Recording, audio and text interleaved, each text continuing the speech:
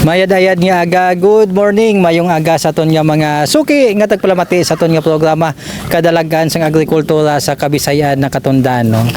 Yari naman kita, no, sa aton nga programa sa Department of Agriculture. Ako ini inyong nga manging kaupod sa sulod sang 30 minutos, James Earl Ogatis, no. Good morning sa aton nga Regional Executive Director Dennis Arpia, kag duha naton ka maambong kag mapisan nga Regional Technical Directors, Engineer Jose Albert Balogo and Sarlina Coelho, no. Good morning kay Dr. Eldefonso Dodong Toledo, Sir Alvin Nava, kag Sir Inigo Galingalao.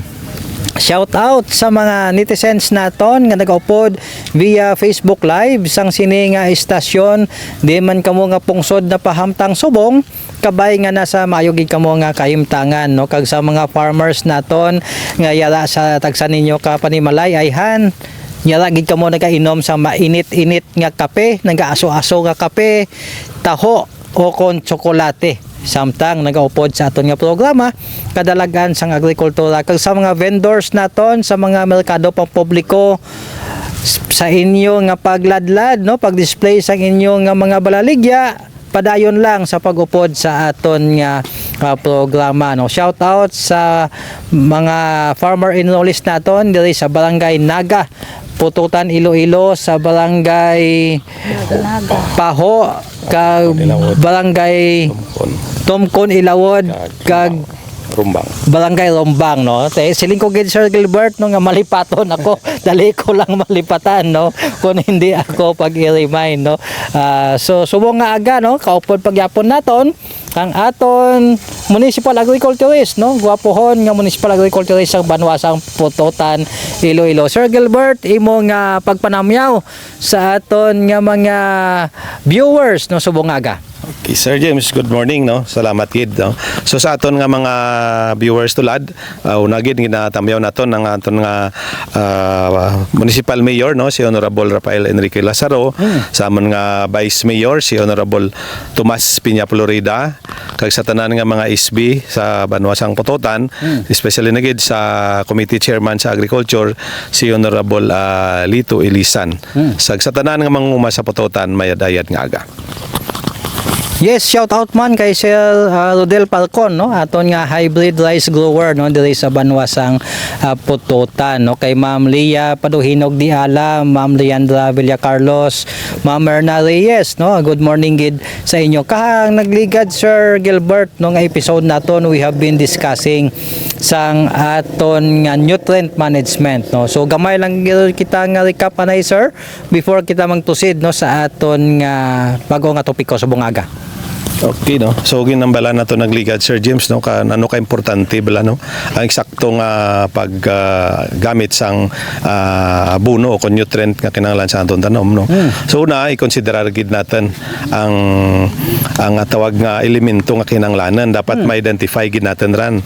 Ikaduha ang kaduruhon sang ginagamit natin nga abono, kag ang sakto nga timing kung saan natin dapat i-apply ang mga ang kinahanglanon nga elemento na ginakinahanglan sa aton nga tanom, kag dapat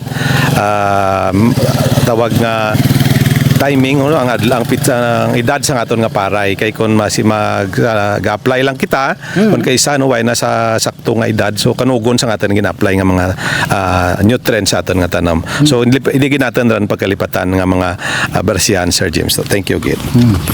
Yes, kag at the same time, no, may nanging kaupod man kita mga farmers naton, farmer enrollees, no, sa Banwasang Pututan, no. So pamangkuton naton si Ma'am Bibilin. Ma'am Bibilin, no, ano bala ang masaming problema nga imo na encounter, no, sa imo nga talamnan bahin sa imo nga pag-abono, Ma'am Bibilin? Ang sa akon nang tanan kun mag-apply ko abono ti patubigan na ang paray ti kinanglan gid ang tubig antes ka magpang abono, ti kun wa ti tubig ti useless lang man ang abono nga i-apply mo diyan. Ti kag kung kulang ka man sa ano kang abono mo, ti ang paray mo hindi man tinami ang pag hanggod na eh.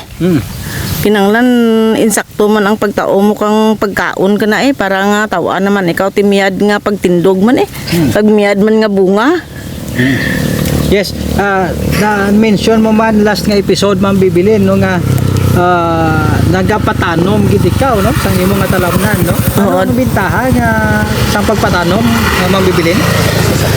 Para Compared sa sabog? kung sa kanakon sir daw nami mandad man ang sabog nami man ang tanom pero pas kung ano nami gid man tana sir ang tanom eh ano gawa ang imo ko ang imo man nga patubas eh kag ang sapat-sapat daw hindi man gid sir mag ano gid magpundo bala sa tramnan mo. Bisan ano lang kaso lang ang magtanom ta na hanggod lagaring ang imo nga gastuson sir. Oo. Sang sasabog ay ti ang sabog ta na gamay lang kung matimingan mo nga mag-spray ka para sa herbicide ti daw ay gawa ti hilamon eh. Yes. Pero kung matimingan mo nga pag-spray mo nga ay hindi man patubigan dayon ang sabog mo ti uluton man kang hilamon ti problema mo duman eh. Pila ma'am ka kilo ang imo ginasabod? Tiyang Sa ka hektarya? sa isa ka hektar sir mga 40. 40 kilos. Oo. Bastante na. Bastante dora sir kung nami lang ang tubo ka binhi. Bastante dora sir ang 40 kilos. Yes. So, thank you again. Thank you again, Ma'am Bibilin, no. Importante ang presensya sang patubig, no, kung kita ang mag-abono, no. Mangkot naman kita kay Ma'am Dolores, no. Ma'am, ano ang mga challenges, no, nga na-encounter nimo kay ang imo yang nga practice, no, naga-direct seeding ikaw, no, nagapasabog ikaw sang imo nga binhi, no. Ano ang imo nga na-encounter nga mga challenges kung ikaw ang mag-apply sang abono, ma'am? Ang sa ako niya kay kalawig na gid kaga permi lang kami direct lang kami permi kay Rocky man sa amon pero ang problema ko gid nga ma-encounter kalabanan ang sapat-sapat gid eh kay pagka first kami nga pag-abono ara na may mga damo na may mga permiro sina may mga langaw-langaw ti amo na nga spray gid kami pero ang pinagid ka problema gid namon waya-waya kag tamasok gid amo gina ang ma-destroy gid ang kuan sa amon paray ang kahoy sinao kay amo nang ginaatake sang tamasok kaga waya-wayaman ti dra gid naga minus gid ang amon nga patubas pero So, kun ano mga mo ginahimo dayon, ma'am, kung makita mo ang presensya sang sining tamasok kag waya-waya? tinaga pangita gid ko sang chemical nga ang insecticide nga makapatay sina nga systemic. Wala mo gina-report sa aton municipal agriculture o kung nagapangayo ikaw bulig sa aton nga RCPC, no, para sa mga biological agents. Oo, ginahimo gid na nakon. Kada gina cropping, gapalapit gid ako sa DA para nga mangayo man sa advice nila para nga kung ano man ang mabulig nila nga i-apply nakon sa uma. So thank you gid, Ma'am Dolores, no. Sir Gilbert, no, aton nga nakita, no, ang duha ka testimonya sang aton nga duha ka farmer enrollees, no, diri sa Banwa sang Pututan, no, particularly sa barangay Naga, no. Matuod gid man na Sir Gilbert, no, nga kun kita bago pa lang nag-apply sang aton nitrogen, no, nga abono, mahamot gid man bala sa mga pabiste ka pamalatian ang aton nga palay? Okay, sir, no. So far kay isa sang dako nga naga-contribute sang kun kay isa sa pagduro kang mga pamisti ang sa pag-apply natin man, Sir Jim, sang abono, no. Kay ang ang pag-apply sa abono kung kaisa kung hindi bala nagasanto ang nutrient kananglan natin isa man sang sang faktor nga nagadugang sang pamisti sang atin nga paray no. So especially kung mataas ang nitrogen level sa during sa first application natin so nagakatabo makran laban ang dahon ang kahoy na so prone sa sapat-sapat pero mostly karan dyan nga ma-encounter mga defoliator natin nga mga pamisti. So amuran nga ginagiyaan gid natin ang atin nga mga farmers gid during sa application sang nutrient para nga correct kag mapag-lessen natin ang pamisti o kun ang pangmalatian nga ma-encounter na samtang nagapadayon sang anda nga pagpanguma kay sa atin nga obserbasyon Sir James kung hindi eksakto nga nutrient ang gina-apply isa man sang faktor nga nagaduro ang naging susceptible kung ang atin nga baridad pagid nga ginagamit medyo susceptible sa mga pamalatian plus nga madugangan pa kung sala ang atin nga nutrient na gamit mas nagtaas na gid ang percentage nga maapektuhan gid sa mga balatian Sir James. Yes no kag sa practices no kag sa observations ang aton nga mga farmers diri subong Sir Gilbert no bala naton aton katuwang nga opisina no ang Bureau of Soils and Water Management may mga pagpanghanas-hanas man no nga ginahimo diri sa banwasang pututan. Pwede mo pala sir ma-share no diri sa aton nga mga farmer enrollees diri sa Barangay Naga? Yes sir, sige. In regards sa mga ginakandak naton nga training Sir James no sa subong may ara pa ongoing kita nga Balance program fertilization. sa ayasang BSWM ang Adaptive Balance Fertilization nga programa. So far hindi pa man gid namon nakuha ang actual data for duha ka cropping pero sa observation lang Sir James kung gina-apply ginasunod ang eksakto bala nga interval sa salinsalan preparation kag sa next nga mga activities hanggad ang nabulig sa atin nga mga umang nga atin nga cooperator sang BFS nga program kay naganubo ang incidence o kon ang presensya sang hilamon isagid nga number 1 nga nagnubo ang presensya sang hilamon kay halos na patay rin mismo nga daan ang lamigas excuse sang hilamon during sang proper nga interval sang activity sa uma.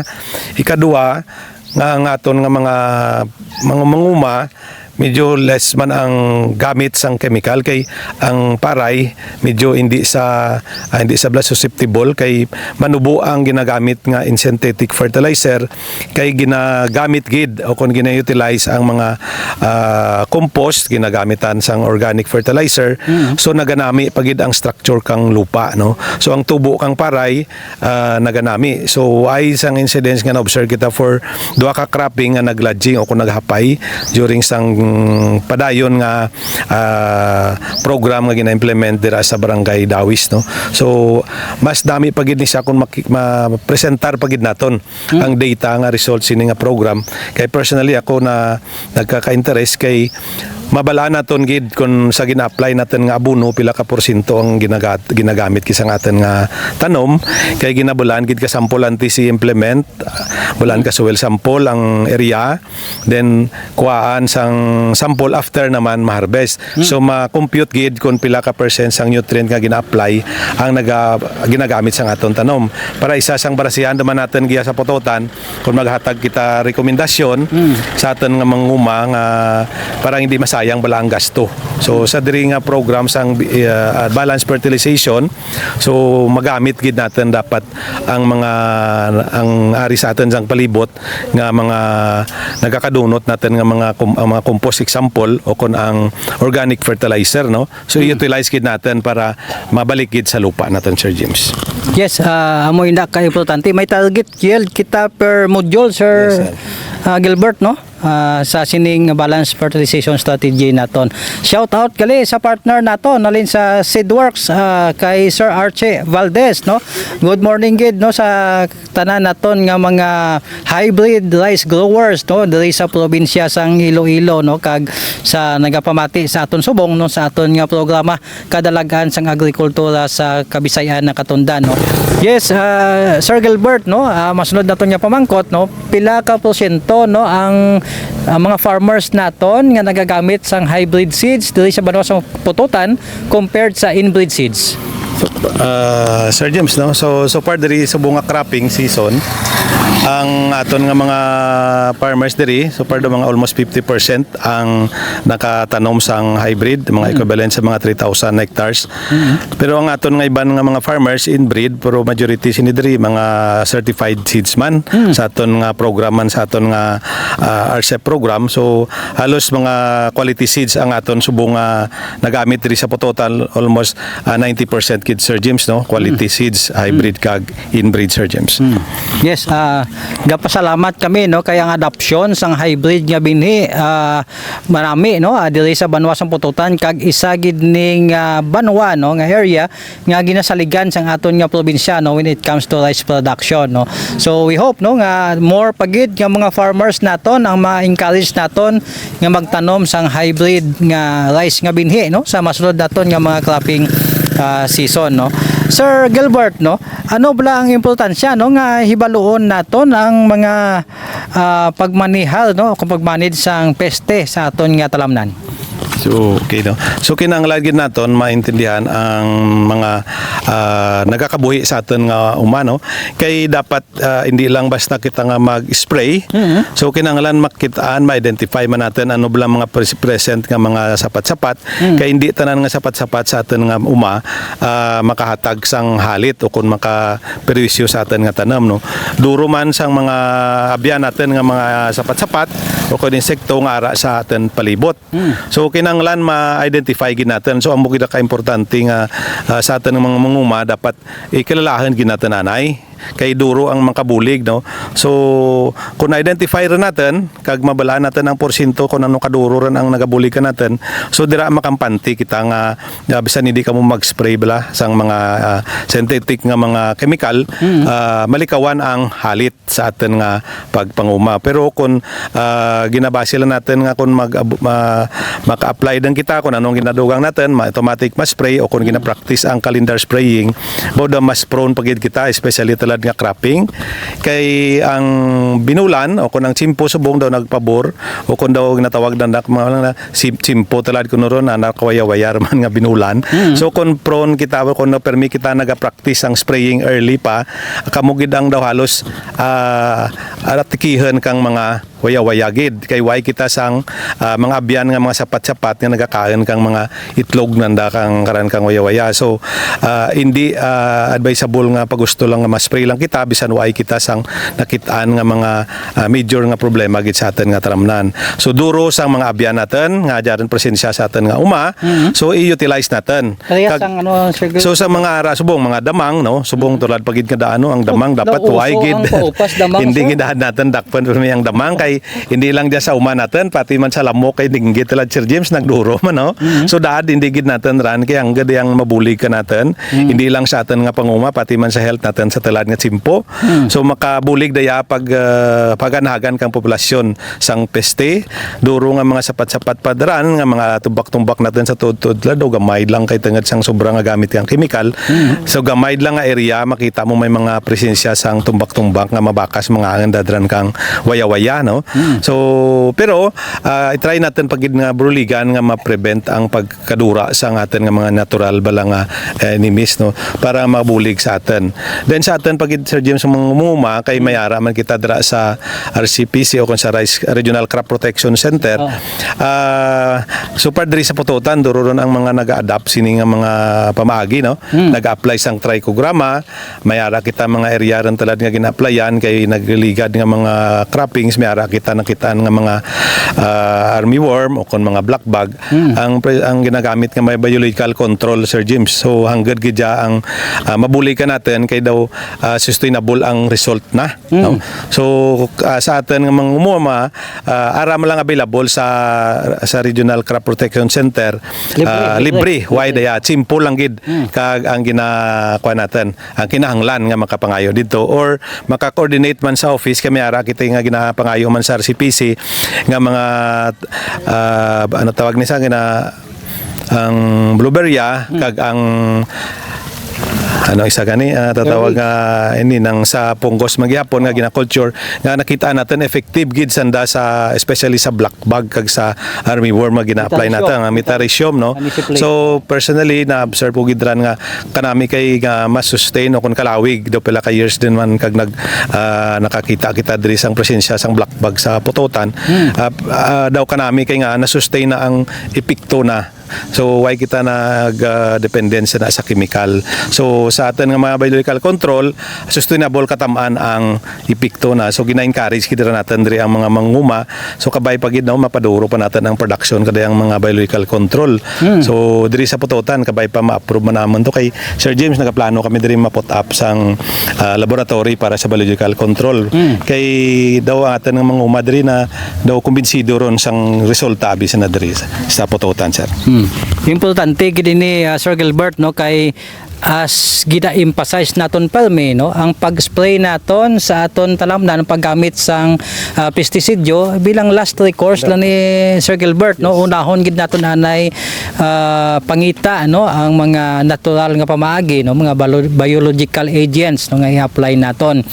Importante suno kay Sir Gilbert makilala naton sino bala mga abyan nga sapat-sapat kag sino ang kaaway nga sapat-sapat no kag si ma'am gani ka nang ligad nga episode adlaw-adlaw niya gid nga ginalibot no ang iyang talamnan no so kung lapit lang ang aton talamnan sa aton balay makita gid naton kag makilala naton ang aton tanom nga palay kag makbalaan man naton kung ano nga mga sapat-sapat ang ara dira no kung makita naton nga bastante ang aton nga mga kaapin o kung mga abyan naton nga sapat-sapat kampante kita Sir Gilbert nga hindi kita anay magpamumba no kang aton nga tanom nga palay no kag naghamot kani ko Sir Gilbert no kay makita naton sa social media ang ginapasuni lang no pangita lang kano kang damang gali iya pagkaabot sa punta masugba na sa mais hindi gali damang ang ginkuha niya ulayhon na lang gali ang damang no kay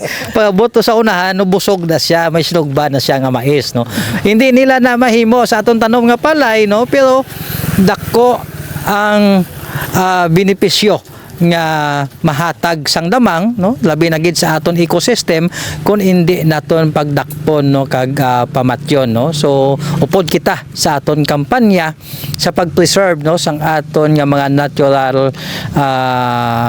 natural nga friendly insects no sa aton nga talamnan no kag ginapahibalo naton Sir Gilbert ang hipe naglisubong no sang aton nga RCPC si Sir Ryan Rasgo siya na ang chief sang Field Operations Division naton na promote siya.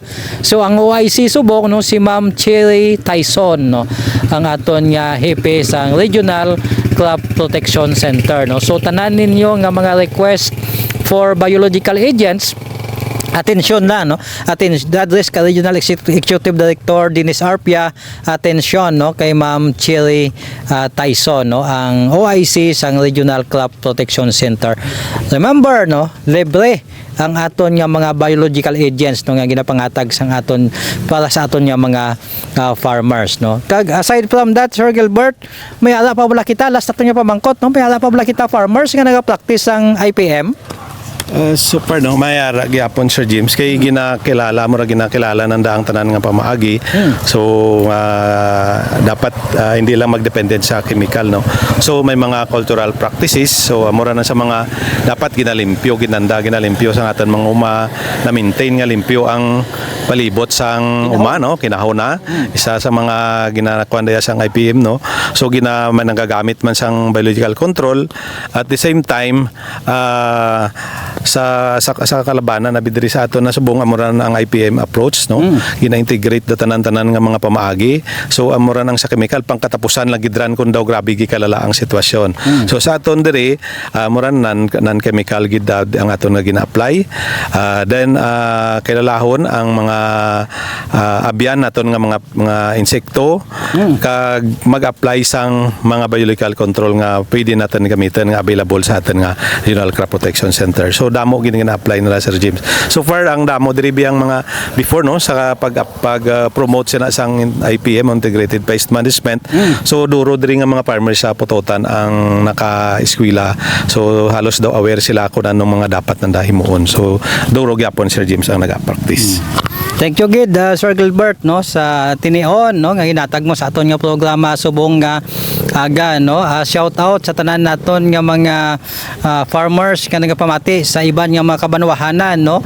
Ang aton focus municipalities lang no sa aton nga School on the Air subong Banwasang Pututan, Banwasang Dingli, Syudad sang Pasig no kag Banwasang Santa Barbara Iloilo no. Dugay-dugay magka-proceed kita sa Banwasang Dingli no para sa hinunanon man sa aton nga mga farmer enrollees sa aton nga School on the Air no. Kag take note no, mag close coordinate kid kamo sa Office of the Municipal Agriculture labi na gid sa aton nga mga agricultural extension workers no kay Ma'am Jam no Sir Gilbert no kag sino nga isa? Si Sir Hardy amo nang technician assigned sa Barangay Naga no. Oh, kay Sir Hardy no sa inyo nga mga AWS no kay ang tanan naton nga mga local government unit partners no amo ni sila maga-determine no sang aton nga mga outstanding farmers no nga pag-awardan naton sa tion sang graduation no kag padayon namon nga gipahanomdom no kay hindi kamo maka-catch up sang aton nga time slot 3:30 to 4 sa sini nga istasyon no pwede nyo gid ma-search ang DYRI RMN Iloilo sa inyo nga Facebook page kag pangitaon no ang episode sang aton nga programa kadalagan sang agrikultura pwede man kamo makapangita no sa page sang Department of Agriculture Western Visayas nga Facebook page no dala man namon gina-post no ang ini nga episode sang aton nga School on the Air. Sa tanan naton nga mga farmers kung wala pa kamo hindi pa kamo friend no hindi pa kita friend sang Department of Agriculture Western Visayas please no i-request friend ninyo ang page sang Department of Agriculture Western Visayas kay tanan nga mga balita no tanan nga mga updates tanan nga mga teknolohiya dila namon gina post no sa Department of Agriculture Western Visayas no kag gina-encourage kinamon kamo no upod sang aton nga Regional Executive Director Dennis Arpia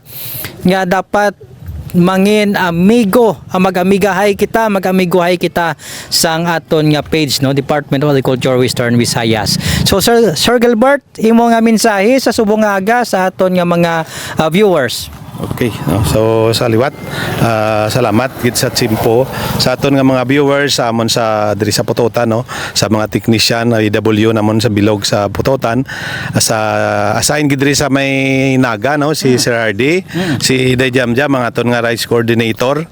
So good morning man sa tanan nga mga technician. Kag ang aton nga Farm Federation President diri sa Pututan si Ma'am Will Rose Binadiro, kag sa aton nga LFT nga subong naga-present man si Sir Juben no Globen Pelobilio, isa naton ka LFT nga ari man lang dilapit sa Barangay Naga. So ari man di sa subong. So good morning kag sa tanan sa Pututan, pagbuligay kita tanan nga maproteksyonan nga hindi maka-epekto ang mga peste sa aton nga mga pananom sa tulad no. So ang coordination kapag buligay naton tanan makalabot gid sa maabot naton ang aton nga mga handom nga mapa sanyo pagid natin ang pangumagya sa Pututan. Sa liwat mayong aga gid sa tanan. Sir Gilbert no before kita mag-wind up no Ma'am Dolores no tamyawa anay ang aton nga mga farmers diri sa Barangay Naga basi kung may nalipatan ako no, daw hindi ko kabalik sa pista diri haw. Mister niya na may naginatamyaw.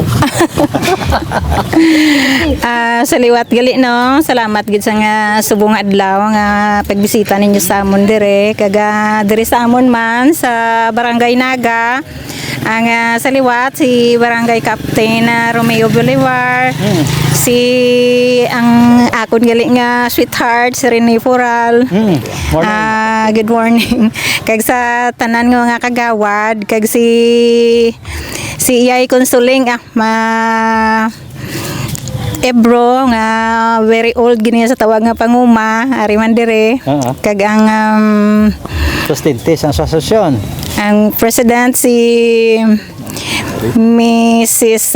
Mihares Hiligori Mijares, ang mga kagawad namon si Mr. Sigre, si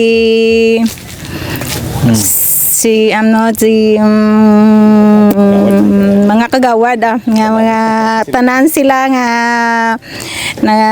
gabulig man taga farmers man sa ini nga lugar. Thank you. Thank you gid Ma'am Dolores no. Sa ngalan sa aton Regional Executive Director Dennis Arpia. Kami tanan nagasiling sa inyo nga ang tagsa katapak sa aton dapadapa sa aton talamnan amo ini ang libre nga abono kag pagkaon sa aton tanom kag kasapatan kag talaksan sa aton kapisan kag ang paggamit sa research space nga teknolohiya ang manging gabay naton sa mauswagon nga pagpanguma. Ininyo kasubong nga mangunguma James R. Logatis nagatamyaw sa inyo. Good morning, mayong aga, maayadayad nga aga sa inyo tanan.